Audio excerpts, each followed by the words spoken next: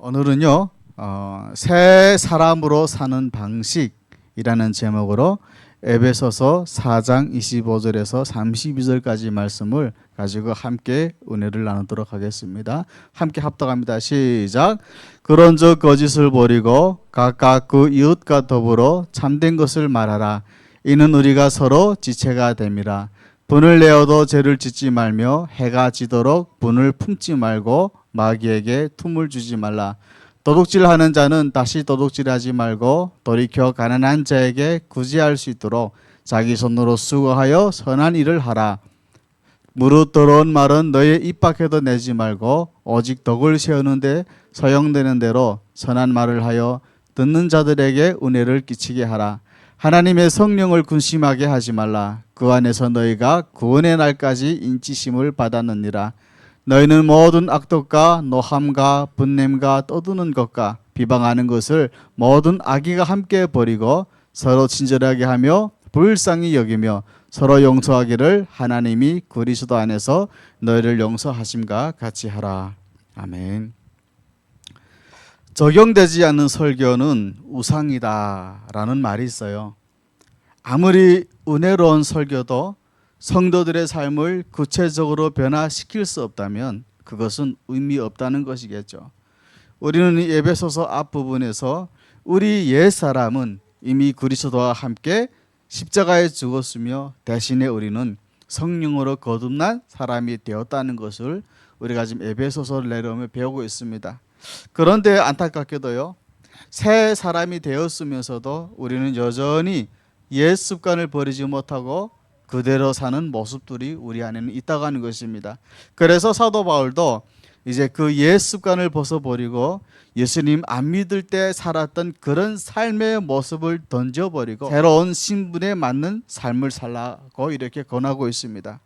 특별히 너희가 새 사람으로 살아야 한다는 것을 이제 알았으면 됐다 하고 말로만 끝내는 것이 아니라 그것이 우리의 삶 속에서 실질적으로 실천이 되어지고 또 연습이 되어져서 우리의 삶이 실제적으로 새 사람의 모습으로 바뀌어져야 된다는 것을 말하고 있는 것입니다.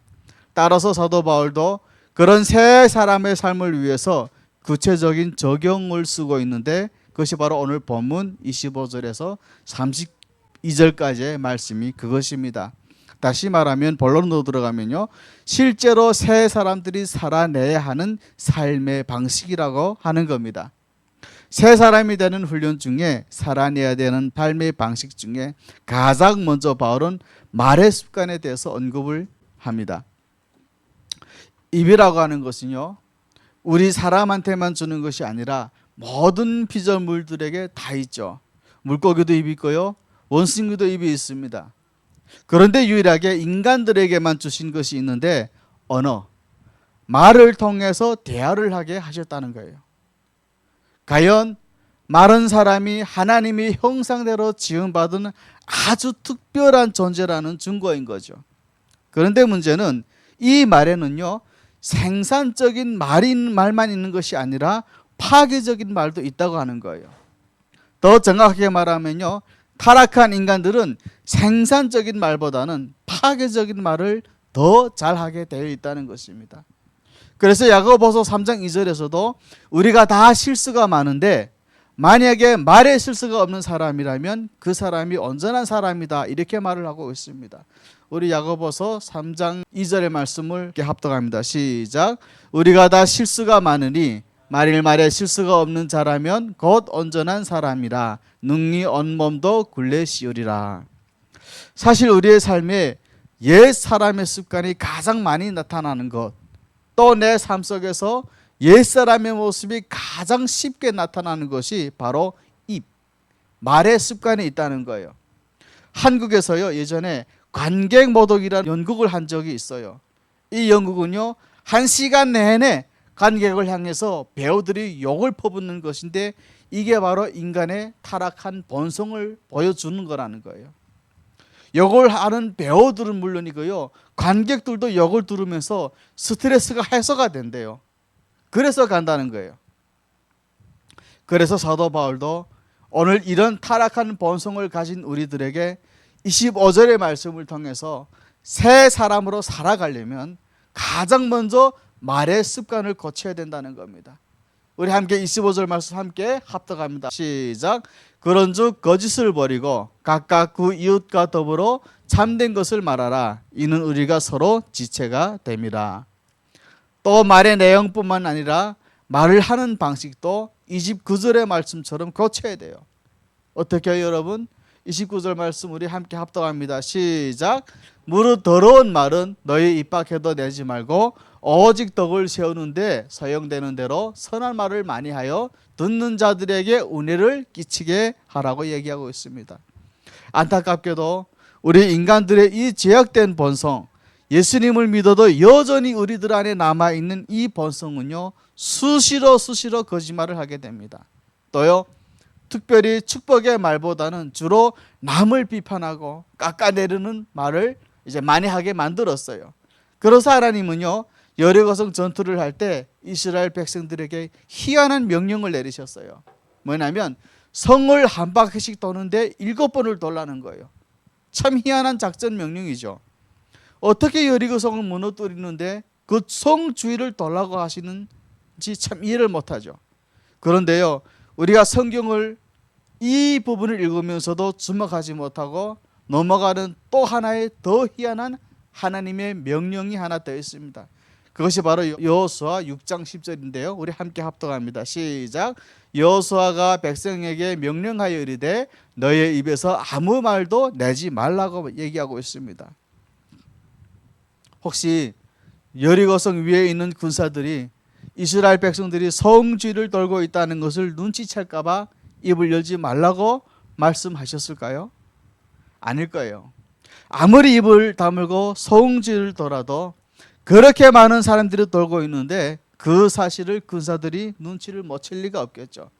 그것은 무엇보다도 성을 돌고 있는 이스라엘 백성들을 위해서 하신 명령이었다는 겁니다.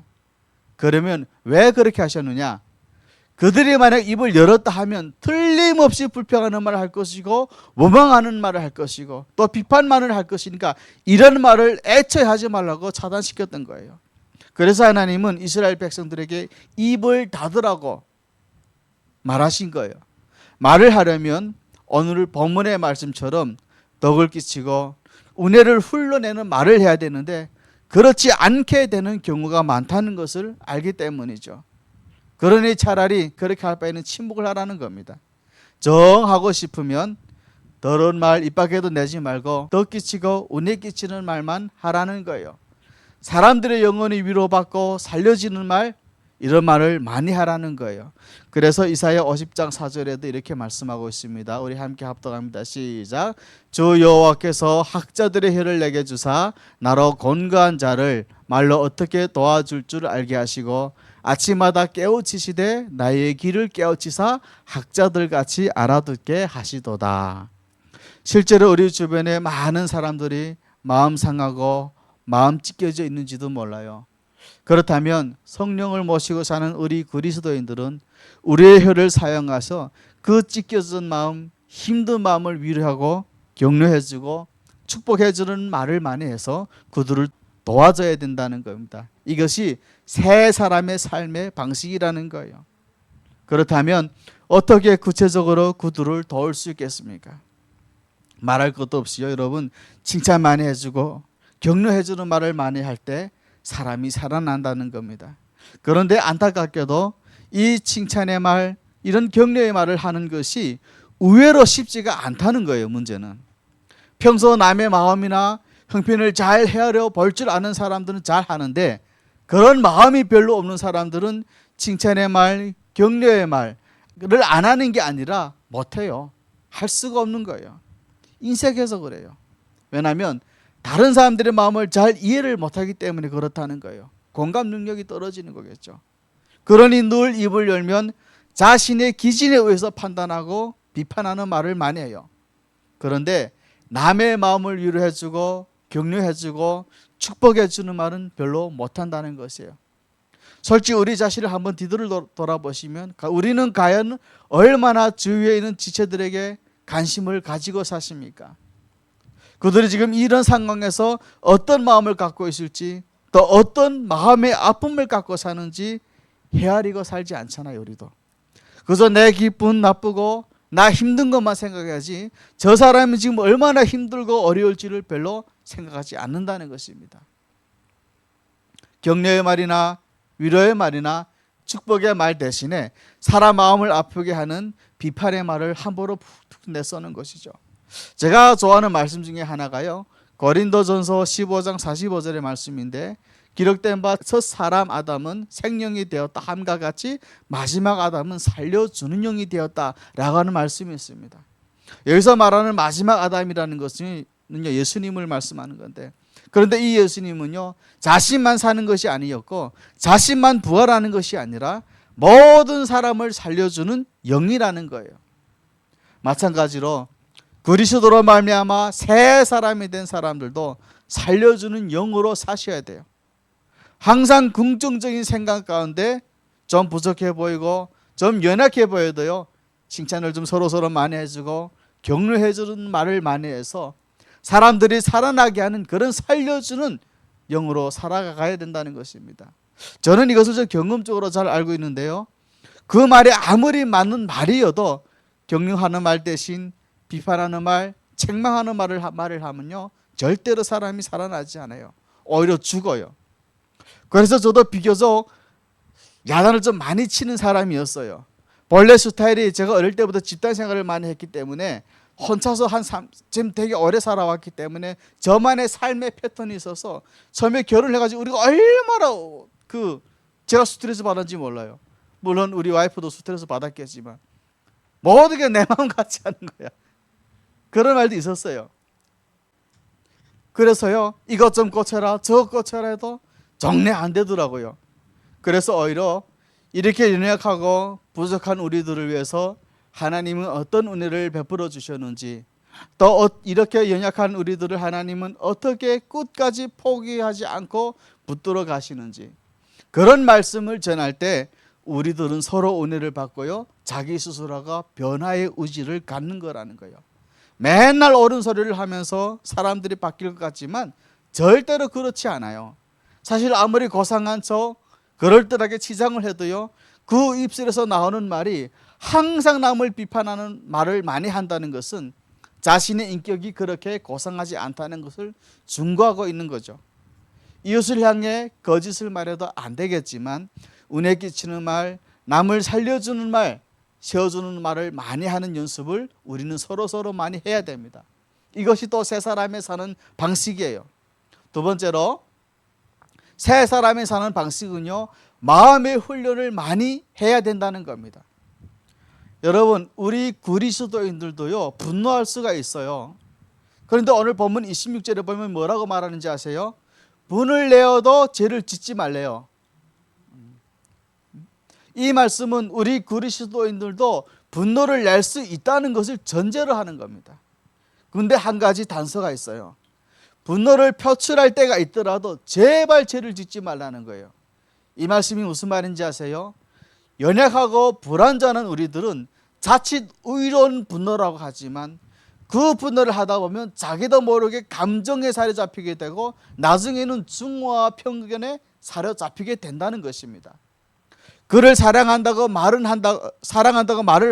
하지만 나중에는 자기도 모르는 사이에 자기 감정 속에서 대단한 증오와 미움과 원망이 가득 차버리게 된다는 거예요. 우리가 자녀들을 흉계하다 보면 여러분 경험하는 것들이 있을 거예요. 처음에는 우리 아이들을 사랑한다고 잘 되게 하고 싶다고 말을 해요. 그런데 분을 내다 보면요 자기도 모르게 혈기가 일어나요. 감정을 조절할 수가 없게 되죠. 분을 내어도 죄를 짓지 말라는 것은 이런 선을 넘지 말라고 하는 것입니다. 실제로 마귀는요 분노를 통해서 우리를 갈라놓아요. 가정을 파탄시키고 불의를 용납하는 것도 교회의 거룩을 해치는 것이지만, 그렇다고 해서 계속해서 분을 품고 있는 것도 또한 교회를 망치는 거라는 겁니다. 교회를 화평하지 못하게 하는 거예요. 그래서 오늘 본문 26절 27절에서도 해가 지도록 분을 품지 말라, 마귀에게 틈을 주지 말라고 말씀하고 있는 것입니다. 오래도록 분을 품고 있으면 마귀가 틈을 탄다는 거예요. 여러분 혹시 아세요? 귀신 들린 사람들의 공통점이 하나 있어요. 어떨 때 귀신이 드는 줄 아세요? 마음에 분노를 품고 있을 때예요. 이유가 어떻게 됐든지 간에 분노할 수밖에 없는 상황일지라도 어찌되었건 이유를 막론하고 우리들의 마음의 분노를 오래 품고 있으면 그 마음에 실질적으로 마귀가 역사한다는 겁니다. 심지어는 귀신이 들리기까지도 해요. 그런데 그 귀신 들린 이유가 뭐냐? 돌이켜보면 딴 거 아니에요. 내가 계속해서 마음의 분을 품고 있기 때문에 그래요. 사탄이 가장 틈타기 쉬운 사람이 어떤 사람인지 여러분 아십니까? 나쁜 짓 하는 사람이요? 거짓말하는 사람이요? 아니에요. 분을 품고 있는 사람들이에요. 그래서 그런 마음을 가지면 안 된다는 것을 잘 알면서도 자기 마음속에 자신도 모르게 증오의 마음이 생기고요. 그 사람을 누군가를 죽이고 싶도록 미워진다는 겁니다. 모든 것이 다 불평스럽게 만드는 거죠. 그게 사탄이 하는 짓이에요. 어떨 때요, 내가 분노의 마음을 계속 품고 있을 때 그렇다는 거예요.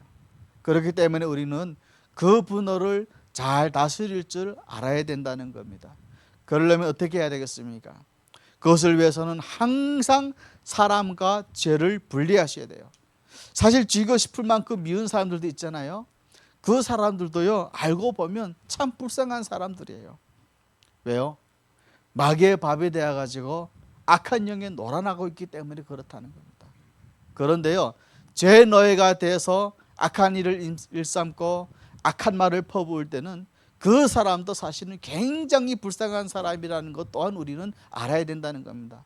마음에 많은 상처가 있고 마음에 화와 분노를 갖고 있는 사람들이 늘 공격적인 말을 해요. 툭툭 싸붙이고요, 비판하고 험담하는 말을 왜 많이 하냐면 자기 안에 마음의 상처가 가득하고 분을 품고 있기 때문에 그래요. 그리고 자기를 옳게 보이려고 다른 사람이 잘 되는 것 같으면 그 사람을 헐뜯어서 자기 우위를 드러내려고 한다는 거예요. 그런 수법도 아주 다양하죠. 마치도 자기가 피해자인 것처럼 아주 불쌍하게 보여서 피해자 코스프레를 하고요. 다른 사람들의 동정심을 유발시켜서 이간질을 해서 자기 편을 만들어서 상대방을 없애버리려고 하는 아주 더럽고도 무서운 사탄의 종이 된다는 겁니다. 교회 안에서요, 연약한 지체를 바라볼 때도 마찬가지입니다. 우리 모두가 죽어 영원한 천국에 가기 전까지는 이 땅의 교회는요, 애초에 죄인들의 모임이라는 것을 우리는 잊지 말아야 돼요. 예수님 믿는다고 여러분 하루아침에 다 천사가 되는 거 아닙니다. 예수님을 믿어도요, 여전히 그 제약된 본성은, 내 안에 남아있는 제약된 본성은 죽는 날까지 남아있어요. 이거는 예외가 없어요. 그건 우리들 자신이 여러분 너무나 잘 알고 있잖아요. 여러분들 오늘 예배 드렸대서 바로 나가서 화를 안 냅니까? 하루 낼 일이 얼마나 많은데. 이 사실을 늘 기억하고 있으면 교회 모습에 여러분 우리가 실망하지 않아도 됩니다. 교회 안에 있는 다른 연약한 지체들의 모습에 시험 들 것도 없어요. 우리 모두는 하나님의 은혜로 용서받았을 뿐 여전히 죄를 짓기도 하고 지울 수밖에 없는 연약한 존재들이기 때문에 그래요. 물론 예수님 믿기 전보다는 훨씬 더 나은 모습이 되어 있을 것이고 또 우리는 그래야 되겠죠. 그러나 그렇다고 해서 교회만 가면 모든 사람들이 예수님처럼 되어 있을 거라 여러분 당초 기대하지 마세요. 오히려 교회 안에도요, 성격 까탈스럽고 성격이 독특한 사람들이 유난히 많아요. 그래서 교회 오는 것일 수도 있죠. 아직도 옛 습관을 버리지 못해서 문제 있어 보이는 사람들 우리 주변에 여러분 많이 있습니다. 그렇기 때문에 우리들은 이런 사람들에 대해서 지나치게 분노를 가져서는 안 되고요. 분노 대신에 우리들이 계속 연습해야 되는 것이 뭐냐면 그런 자들도 7번씩 70번씩이라도 용서해 주는 연습을 우리가 해야 된다는 것입니다. 오늘 본문의 마지막으로 새 사람이 되는 연습으로 말한 32절과 32절에서도 그렇게 말을 하고 있잖아요. 뭐라고 말씀하고 있냐면 너희는 모든 악독과 노함과 분냄과 떠드는 것과 비방하는 것 모든 악이 함께 벗어버리고 서로 친절하게 하며 서로 불쌍히 여기며 서로 용서하기를 하나님이 그리스도 안에서 너희를 용서한 것 같이 하라고 말씀하고 있습니다. 그러려면 우리가 어떻게 하겠습니까, 여러분? 먼저는 오늘 말씀처럼 우리 모두는 예수님을 통해서 용서받았다는 사실을 늘 기억을 하라는 겁니다. 여러분, 성경에 보시면 1만 달란트의 비유가 나와요. 그 1만 달란트 비유를 통해서 우리에게 교훈하는 것이 뭐냐면 1만 달란트 빚졌던 사람이 빚을 탕감받고 나서 거래에 나가 보니까 100데나리온 빚진 사람이 돈을 못 갚고 있으니까 그 친구 멱살을 잡아요. 왜 그런 일이 벌어지죠? 자기가 1만 달란트를 탕감받아는 것을 까마득히 잊어버린 채 그 100데나리온을 안 갚았다고 멱살을 잡는 거예요. 세 사람의 사는 방식은 이렇게 분노할 수밖에 없는 상황에서도 분노의 감정에 나를 맡겨버리는 것이 아니라 하나님께서 예수님을 통해 나를 용서했다는 것을 먼저 기억하는 겁니다. 그래서 분노할 수밖에 없는 그 사람을 향해서도 오히려 불쌍히 여기고 좀 더 친절하게 대하며 용납하는 자리로 나간다는 겁니다. 이것이 세 사람의 사는 방식이에요. 또 분을 갖지 않으려면요, 공평하신 하나님께서는 이 분노할 수밖에 없는 상황에서도 여전히 나를 지키시고 당신의 뜻을 이루시기 위해서 여전히 나를 하나님의 방법으로 축복하고 계시다는 것을 잊지 않아야 되는 거예요. 그래서 지금 내가 잃어버린 것들, 내가 손해보는 것이 결코 손해보는 것으로 끝나지 않았다는 것을 우리는 기억하셔야 된다는 겁니다. 대표적인 복음주의자 목사님 중에 에이든 월슨 토저라는 목사님이 이런 말을 했다고 해요. 성공하지 않아도 행복하게 될 때 하나님은 성공하게 하신다. 좋은 말이죠. 성공하지 않아도, 내가 비록 성공하지 않은 것 같아 보일지라도 내 마음에 예수 그리스도로 인하여 행복이 찾아온다면 하나님은 분명히 성공시켜 주신다는 겁니다. 성공하지 않아도 괜찮아 이렇게 말을 할 수 있을 때 하나님은 비로소 성공시켜 주신다는 거예요. 바꿔 말하면 오늘날 우리들이 별로 좀 성공하지 못하고 있는 이유가 뭐냐? 죽으라고 성공하려고 애를 쓴다는 거예요. 성공하지 않은 지금 이 순간은 해피하지 않기 때문에 그렇다는 거죠. 우리는 너무나 조급한 마음들이 있어요. 특히 젊으신 분들, 저도 그랬고요. 그런데 하나님이 정말 원하시는 건지 뭔지 아세요? 우리가 생각하는 그런 성공의 척도를 가지고 사는 것을 원치 않으십니다.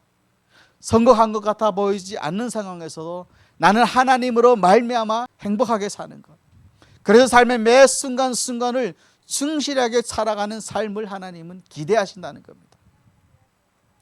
월슨 토저 목사님은 소년 다윗을 보면 왜 하나님으로부터 15살에 이스라엘 왕으로 기름 부음을 받았지만 15년 동안이나 뺑뺑이 돌리다가 30세가 넘어서야 이스라엘 왕이 되게 하시는지를 이렇게 설명하고 있어요. 하나님은 다윗으로 하여금 그 15년의 시간 동안 오히려 혹독한 시간을 갖게 하셨어요. 이스라엘의 왕이 되기는커녕 목숨도 부지하기 힘든 상황을 갖게 하셨죠. 그런데 이게 뭐냐? 이 시간들은 다윗의 마음속에 있을지도 모를 사울의 모습을 제거하는 시간이었다는 것입니다. 여러분, 사울이 누구냐면 다윗 전에 이스라엘 초대 왕이 됐던 사람이에요. 이 사람이 처음에는 하나님의 뜻을 잘 따라가는 것 같더니 어느 순간 이탈을 해가지고 결국에는 그 이스라엘 왕에서 떨어져 나가잖아요. 그러면 우리 주변엔 왜 분노밖에 할 수 없는 사람이 붙어 있는 줄 아세요?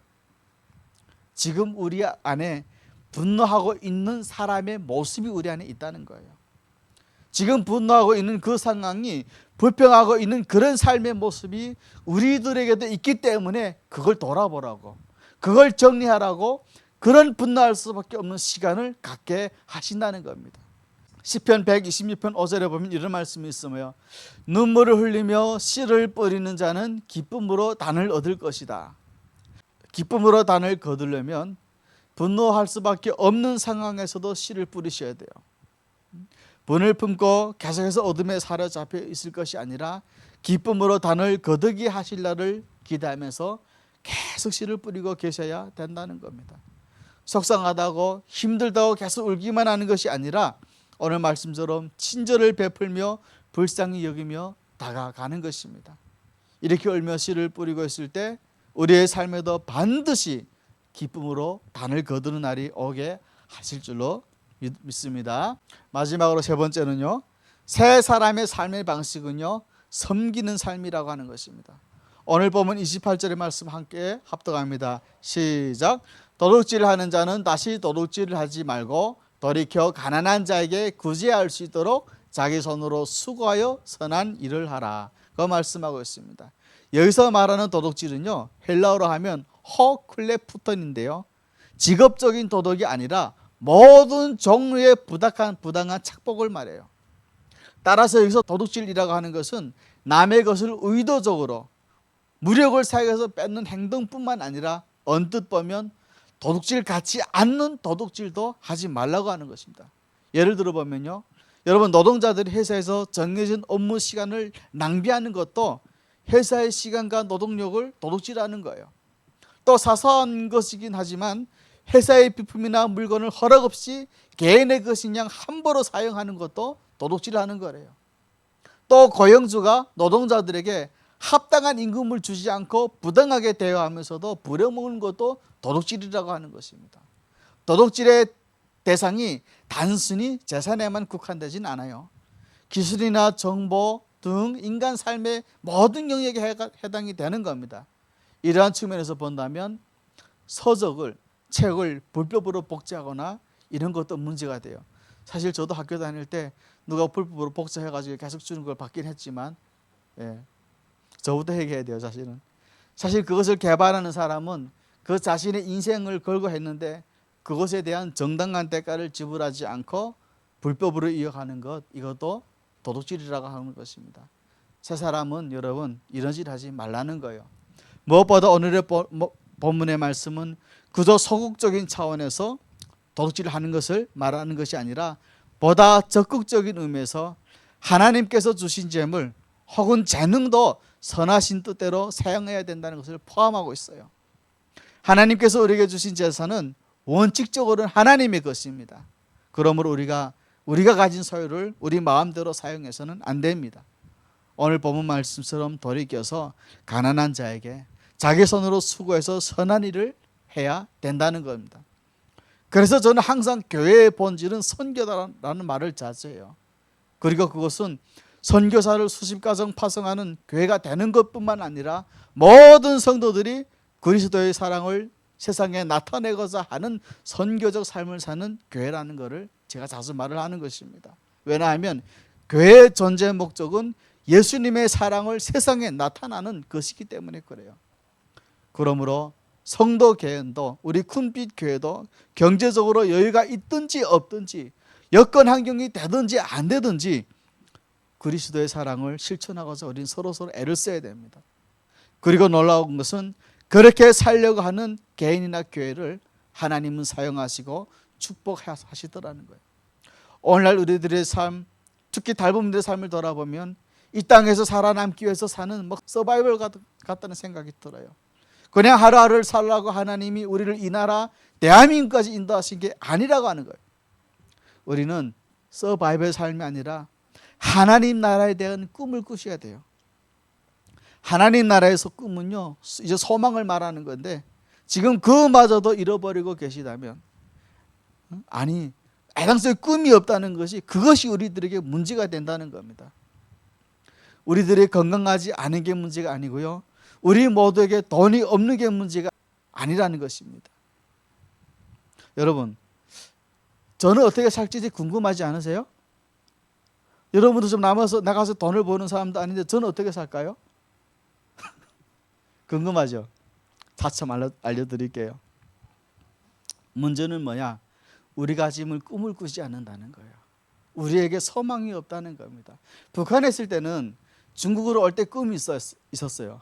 나는 중국 가면 분명히 맛있는 밥을 많이 먹을 것이고, 제가 도둑놈이었잖아요. 그러면 가서 한 달만 소매치기 하면 금방 부자가 될 것 같았어요. 그 여차여차 한국 올 때도 한국 가면 그래도 좀 뭐가 이게 다른 게 뭔가 있을 줄 알았는데 한국 오니까 똑같아요. 우리 한국 오니까 모든 게 풍족해지니까 점점 삶의 목적이 희미해져요. 그 어느 순간에는 그냥 살아요. 아무 꿈도 없고 목적도 삶도 없고 그냥 오늘 하루를 살았으면 자다가 저녁에 눈 감으면 아이고 오늘 하루 지나가고 이렇게. 하나님은 우리를 부르신 목적은 의식주하라고 부르신 게 아니라 하나님의 나라를 꿈꾸라는 거예요. 그리고 하나님은요 분명히 그런 사람들을 사용하십니다. 그런 사람들에게 물질이 없으면 기가 막힌 방법으로 물질을 채워주세요. 그런 사람에게 신분 문제가 제기되면 우리들의 생각지도 못한 방법으로 그 신분 문제도 해결해 주시고요. 건강하셔야 된다면 기적 같은 방법으로 우리들을 치유하십니다. 그래서 여러분 젊은 아이 제가 아직은 40이니까 좀 젊었죠. 유별나게 우리 집은 보험이라는 것이 없습니다. 나는 하나님이 부를 때 그냥 하나님 따라 갈 거예요. 뭐로 그걸 들어요? 그게 저의 이제 생각인데 저는 그래요. 아니 그거 왜 보험 들어야 돼? 아까운 돈을 왜 내 그거? 이렇게 사는 사람 중에 하나라서. 레바논에서 선교하신 한 선교사님이 참 좋은 말씀을 해주셨어요. 스스로 세상의 빛으로 오셨다고 말씀하신 예수님이 마태복음에 가서는 이제는 너희가 세상의 빛이라고 말씀하셨다는 겁니다. 정말 인사이트가 있는 말씀이죠. 예수님은 자기가 빛으로 오셨는데 이제는 이제 너희들이 예수님을 대신해서 빛으로 살라고 말씀하시는 거예요. 서밥을 해가는 것이 아니라 우리 삶의 목적이 아니라는 거예요. 그 말이. 우리가 빛으로 살고자 할 때 꿈을 가지시라고 하는 겁니다. 제가 아는 한 하나님은 그런 사람들을 사용하세요.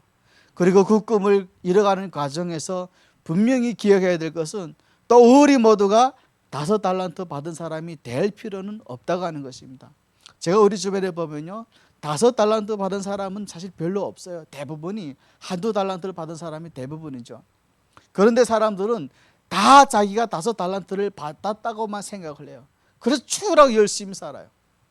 5달란트 받은 거 여러분 별로 좋은 거 아니에요. 왜냐하면 많이 맡긴 자에게 예수님은 많이 찾는다고 하셨거든요. 그냥 2달란트 갖고 열심히 해도요 2달란트를 남겨도 나중에는 하나님께 우리가 칭찬을 받는 건 똑같아요. 그런 의미에서 우리들에게 정말 필요한 말씀이 뭔지 아세요 여러분? 빌립보서 4장 11절에서 13절의 말씀이에요. 우리 함께 합독합니다. 시작. 어떠한 형편이든지 자족하기를 배웠노니 내가 비천에 처할 줄도 알고 풍부에 처할 줄도 알아 모든 일에 배부르며 풍부와 궁핍에도 일체의 비결을 배우노라. 내가 능력 주시는 자 안에서 모든 것을 할 수 있느니라. 아멘. 여러분 말씀을 맺겠습니다. 우리가 부자든 가난한 자건 우리의 마음의 중심이 하나님께로부터 멀어지게 되는 현상을 우리는 배격해야 돼요. 부함이 그것을 막는다면 이 부를 가져가도록 청하셔야 돼요. 가난이 하나님의 일을 욕되게 한다면 먹고 살 문제를 해결해 주십사 하고 우리는 기도를 하셔야 됩니다. 그러나 성경 어느 곳에도요 주님의 백성이 세상의 빛으로 살아가고자 할 때 굶어 죽는 법이 없다고 말씀하고 있는 거예요. 그래서 마태복음 6장 33절에 보시면 함께 합독합니다. 시작. 먼저 그의 나라와 의를 구하라. 그리하면 이 모든 것을 너희에게 더하시리라고 말씀하고 있다는 것입니다. 기도하겠습니다.